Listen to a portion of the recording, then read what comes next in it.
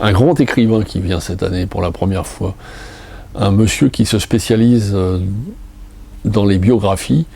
Donc on ne sait pas forcément que c'est lui qui les écrit, mais il les écrit tellement avec du talent, ces biographies, qu'il s'efface derrière la personne qui écrit et on ne sait pas forcément tout le talent que lui-même a mis. Il vient d'écrire notamment la biographie de Renaud, de la remarquable biographie de la mère de Sylvie Vartan. Dieu sait que Sylvie Vartan n'est pas quelqu'un a priori comme ça que j'ai envie de découvrir franchement, mais je pense que l'auteur qui vient et qui a su lui faire sortir les mots pour parler avec la force, la sensibilité et l'amour qu'elle porte à sa mère, il faut avoir du talent. C'est monsieur Lionel Duroy qui vient pour la première fois le samedi après-midi et qui, moi, a écrit pour moi, rien que pour ça, c'est un bonheur de le recevoir et je suis très content qu'il vienne, un des plus grands romans français de ces dernières années qui s'appelle Le Chagrin et qui raconte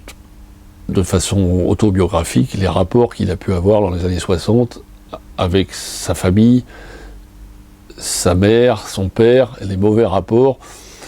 Et dans ce livre, je ne souhaite à personne que de vivre ce qu'il vit et les rapports un peu compliqués qui existent entre les fratries et tout ça, et surtout son père et sa mère. Mais il y a des choses, il y a des phrases, et il y a des situations qu'il raconte qu'on a tous vécues. Et c'est écrit avec une telle sensibilité, c'est même pas la sensibilité, une telle non-retenue on ne peut en être qu'ému. Et c'est vraiment, je me suis retrouvé dans plein de situations, alors j'ai pas du tout vécu ce que le personnage vit dans ce livre, qui est quand même autobiographique, hein, parce que bon, c'est pas bien fini, mais c'est vraiment un superbe livre, et rien que pour ça, je suis content qu'il vienne. C'est monsieur Lionel Duroy, et vous venez le découvrir, il aura un plateau et tout ça, et ça vaut vraiment le coup de découvrir ce monsieur que je pense qu'on ne connaît pas assez.